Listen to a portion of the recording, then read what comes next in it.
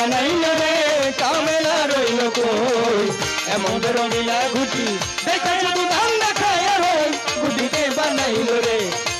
বানাইলো রে কামেলা রইল কই এমন রঙিলা ঘুটি দেখা শুধু ধান্দা খায় রই গুটিকে বানাইলো রে